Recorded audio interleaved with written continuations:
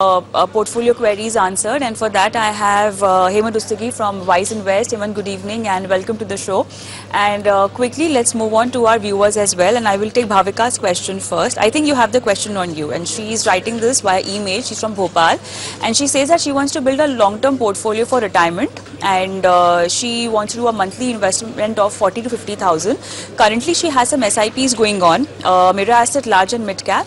She has PGIM India Mid Cap Opportunity, HDFC Flexi Cap, SBI Large and Mid Cap, SBI Small Cap, Axis Small Cap. In total, she's investing around 42,000 right now, and she wants to increase her SIP more by 10,000. So she wants you to do a quick fund check and whether she'll be able to, stick to this portfolio for her retirement purpose. Yes, Kavita, I think the way she has mentioned clearly that she's trying to build a corpus for the retirement, which obviously is a very long-term goal, and then investing in equity fund through SIP is perfect strategy for that. If you look at the current investment of 42,000, there are 6 funds in the portfolio. I think broadly, I would say the categories are fine, but I think there is definitely some change required in terms of selection of funds. There is a larger mid-cap category, which I think is a wonderful category for any long-term investor to have in the portfolio. There are 2 funds in this category, Mira Asset Large and Mid and SBI Large and Mid. Like I said, the category is great, but I think there are better funds than this. In total, her investment in these 2 is 10,000. So my recommendation would be to include HDFC Large and Mid instead of these 2 funds and invest 10,000 there. Then there are 2 small cap funds. There is Axis Small Cap Fund and there is SBI Small Cap Fund. In all, she's investing 15,000. So I think there are 2 important things here. One is she needs to reduce her exposure to small cap to 10,000. And I think, again, I would say that there are better funds than these 2 in this category. She could consider either Quant, a small cap fund, or Nippon India small cap fund and invest 10,000 there. So there will be 5,000 to be reallocated out of this 15,000.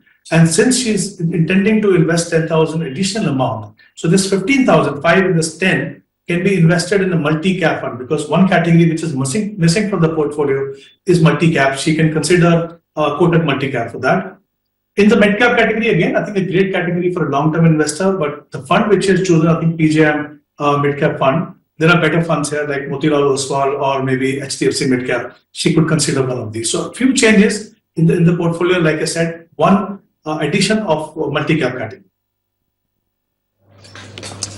All right, let's move on and let's take Harshit's question, and very interesting question. Harshit writes this question from Pune, and he says that he wants to invest 60 lakhs in a balance advantage fund, and he wants to do it by an SIP or and use this amount for SWP also. So we don't have him on the phone line. Otherwise, I really wanted to explore his choice of a balance advantage fund. Maybe the time horizon is not very long, maybe 3 to 5 years. But then what kind of investor should be parking their money in a balance advantage fund? And obviously, what should Harshit do with the 60 lakh? And if he's doing an STP, when should he be doing an SWP also? Well, Kavita, my belief is that a balanced advantage fund is a great category for 2 kinds of investor. Someone who doesn't have a long-term horizon, which is good enough for investing in equity. For example, usually what we say is if you're investing in equity, at least have 8-10 years time horizon for investing in equity.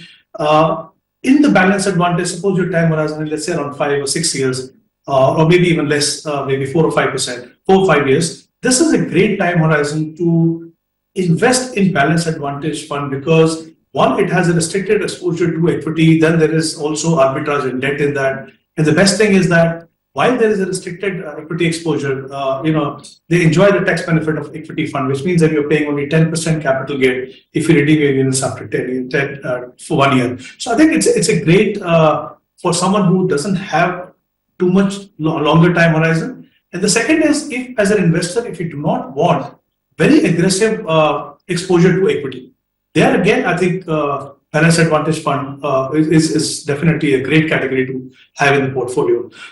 If the intent is to do SWP, usually allow this money to grow at least by 1 year, so that the capital gain that you're going to kind of take out from while doing SWP becomes a long-term capital gain. Thereafter, again, you need to restrict it to 5 to 6%. I mean, if you take out money aggressively, at some point in time, will start eating into your capital. So I think you need to be careful. Like I said, it should suit your time horizon and also your risk profile.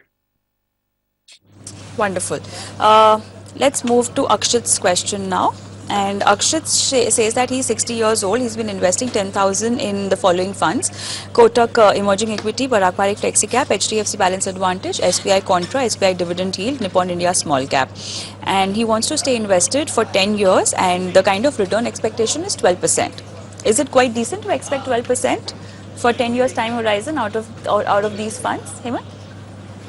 No, I think, Kavita, if you're majorly investing into equity fund and if you're investing systematically, investing for a time horizon of 10 years, I think 12% annualized return, average return, I would say, obviously, is I think a fair expectation. It's quite achievable. So if he continues this process for 10 years, I think he can accumulate a corpus of around 23 lakhs. In terms of funds, I would recommend maybe a couple of changes here.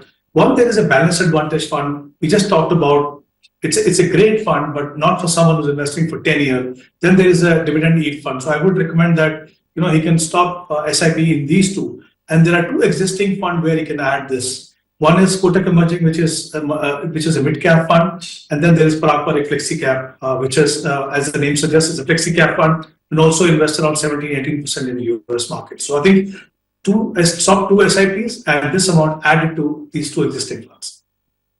Also, Hemant, Akshit is 60 years old. Do you also want to recommend him to look at his risk profile and do that risk profiling exercise so that he knows what risk he's taking by staying invested in equity?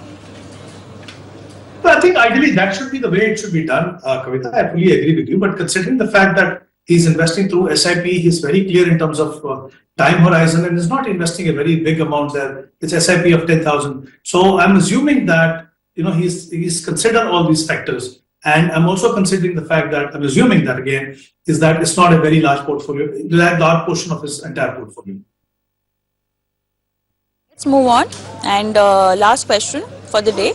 I will take Mayur's question via email, and Mayur is from Kochi. He's writing from Kochi. He has Axis Blue Chip, investing 2,000 rupees, HSBC Value Fund, again 2,000 SIP, HDFC Mid Cap 3,000 SIP, Canara Robeco Emerging Equity 2,000 SIP, DSP Mid Cap 2,500, SBI Mid Cap 1,000, Nippon Small Cap 5,000, SBI Small Cap 5,000, Nippon India Multi Cap 1,500. And he wants to know if there are any changes required. He's been investing since 2015, and he says he's a long-term investor. I don't have the number of how long he wants to be in this portfolio or stay invested, but yeah, your comments. Well, Kavita, I think the key factor here is how much time he has from here on, because that is something that you need to consider, since he has clarified that he is still a long-term investor, even though he has been investing in these funds since 2015. So I think we can continue maybe with the equity funds. There are 9 funds in the portfolio. He's investing around 24,000 through SIP. So clearly, I think there is a scope to consolidate the portfolio, and I think that is what he should aim to do that. There are 2 small cap funds here. One is Nippon, and the other one is SPI Small Cap. It's investing 10,000. My recommendation would be to reduce the exposure to small cap to 5,000 and keep only Nippon India Small Cap in the portfolio. So there will be this 5,000 to be invested. He has another fund, Axis Blue Chip. I think if he's looking at investing in a large cap fund, Nippon India large cap, I think is a much better option. And he has 2,000 invested in Axis Blue Chip. So this 5,000 from the small cap and the 2,000 which is invested in Axis Blue Chip can be invested in Nippon India, a large cap fund.